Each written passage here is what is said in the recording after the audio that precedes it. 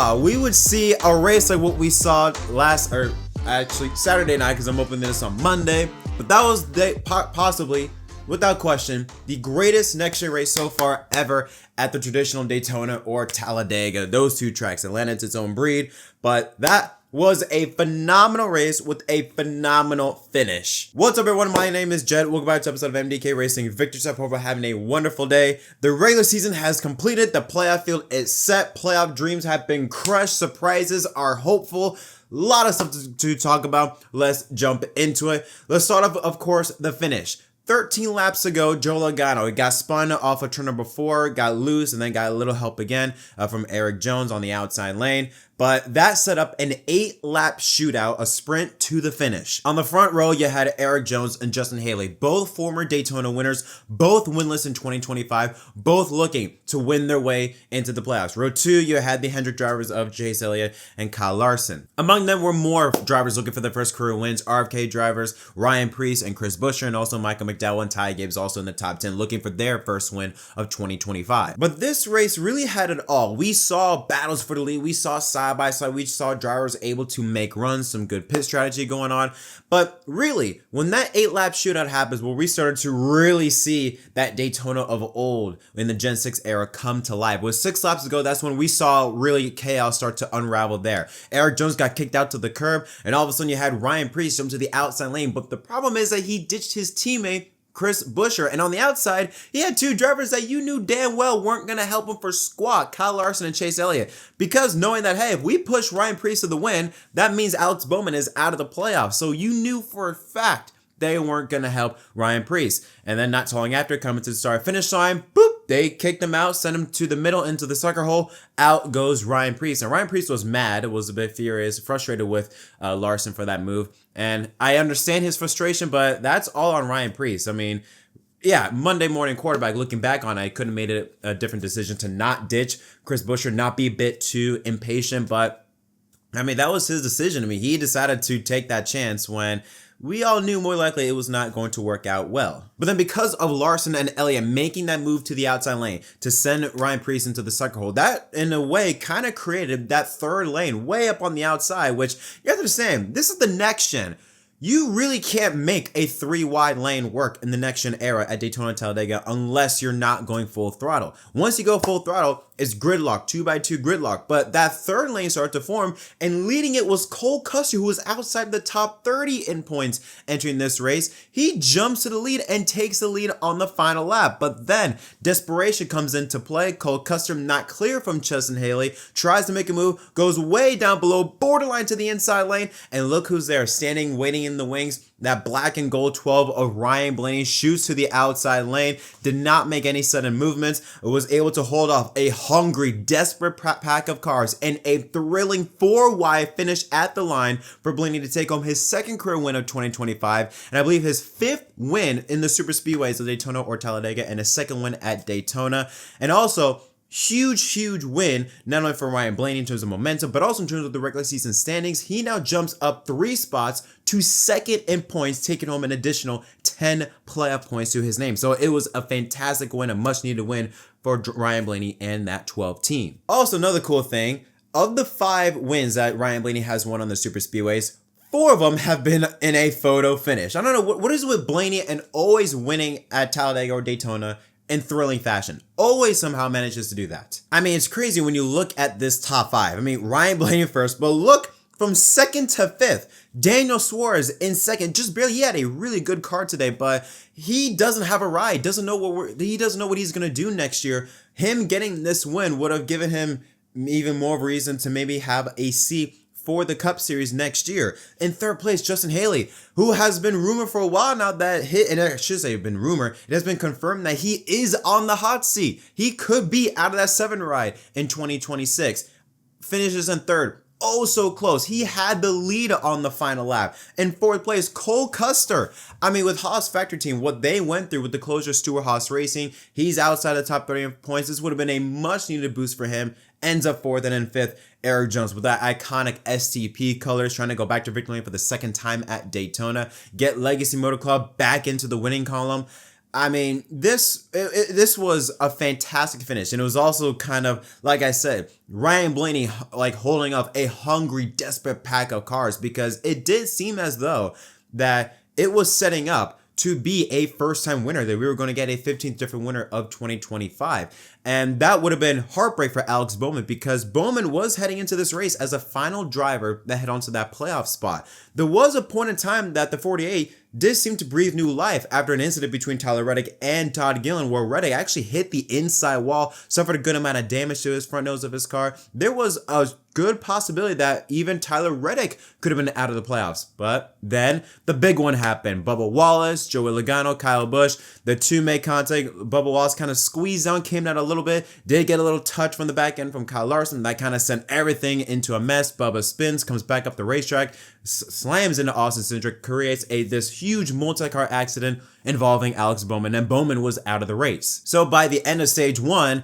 Alex Bowman was already out of the race and Reddick was locked in. So Bowman and that 48 team were banking on praying that we did not get a first-time winner. And they can thank Ryan Blaney for that because how he was able to hold off 5 drivers that needed a win and still was able to get the job done is incredible. Let's take a look at the unofficial results for the remaining drivers in this race. So in 6th place is Kyle Larson. Larson also won stage 1. A good run for Larson considering his reputation on the super speedways. Chris Buescher.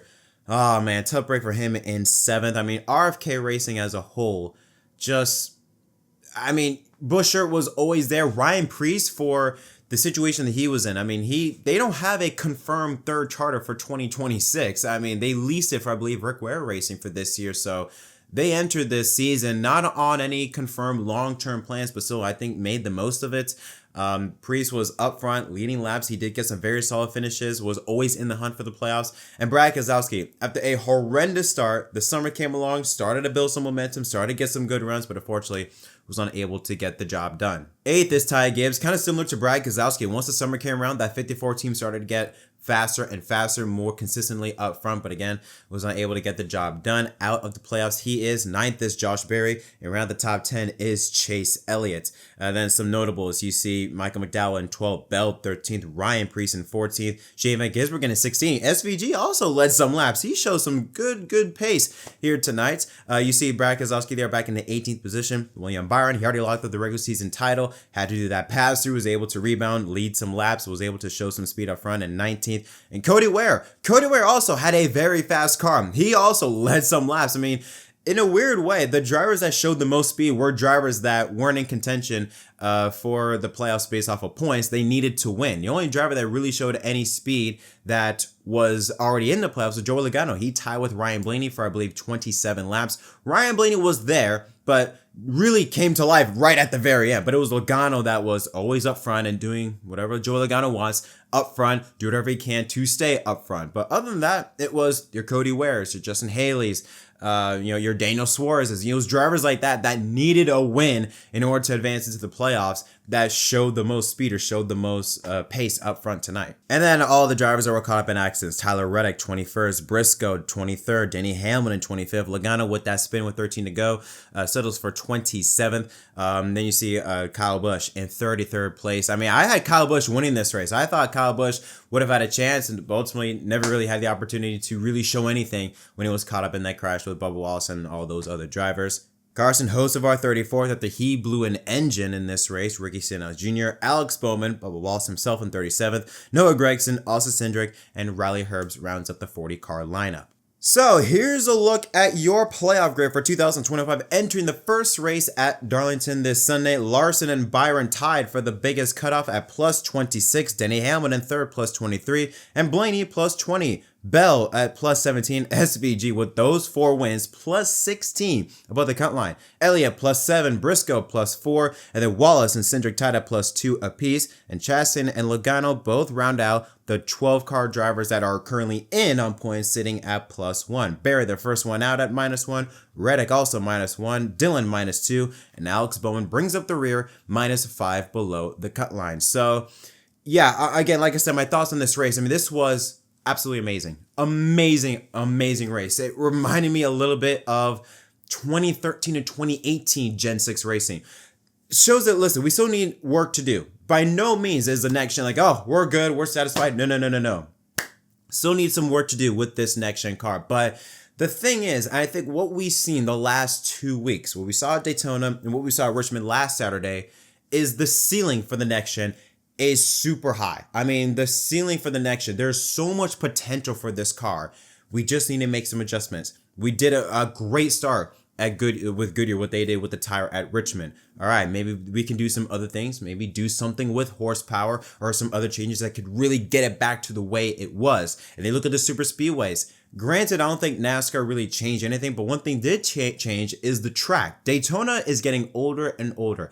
The last time it got repaved back in 2011. So that's 14 years this track, this current era of this track surface that Daytona is on right now. And we're starting to see it age a little bit. We're starting to see tires matter a lot more. Handling starting to come into play more. That helps create a separation in terms of speed, makes it less relying so much on just pure downforce and more in the driver's hands, more of like having the right car, maybe a little bit of that Atlanta feel. Obviously, it will take a lot longer for that to happen, but we're starting to see that come up more and more with Daytona. So I'm very happy with what we saw tonight or on Saturday night compared to what we saw back in February, where there were some issues there. But Saturday night showed that there is potential for next-gen racing to be good on the super speedways. It does take a combination of the right track with the surface, but also some car changes that NASCAR needs to implement. But these last 2 weeks showed us that there is potential with this next-gen car, that the ceiling is endless. But if I were to give a rating for this race, being at the track was so much fun. The racing was incredible. I mean, stage 2, the ending of stage 2 specifically, the way they were racing, I'm surprised they made it. I mean, they were just all over each other, swapping leads back and forth, battling for position, a lot of very close calls. I mean, it was just exciting racing from start to finish. So hats off to NASCAR, hats off to the drivers. I mean, for putting on an absolute show for what was the most attended race in 7 years since, 2018, 2019? So huge shout out to Daytona. It was an awesome event. It was awesome to see some of you guys that were there. Got to take pictures with some of the people that I saw that were fans. So a huge thank you to all the support over the years. It has been truly, truly amazing. I can't thank any of y'all enough. It was, honestly, of all the races so far, that was the most cool weekend so far, being at the racetrack in Daytona. Yeah, I'm looking forward to the next time we can go to a race. But for today at Daytona, for how they ran, if I were to give a rating for this race, 8.5 out of 10. Very, very good. Very good. One of the best, if not the best, NASCAR next-gen race on a traditional super speedway so far. But what are your thoughts on this race? Let me know in the comment section down below. As always, don't forget to leave a like and subscribe for more content. Don't worry, this week I got a couple more videos coming up regarding the NASCAR playoffs. Got my predictions video and things of that coming up this week, so make sure you be on the lookout for that. As always, don't forget to leave a like and subscribe for more content. Until next time, my name is Jed from MDK. Thanks for watching.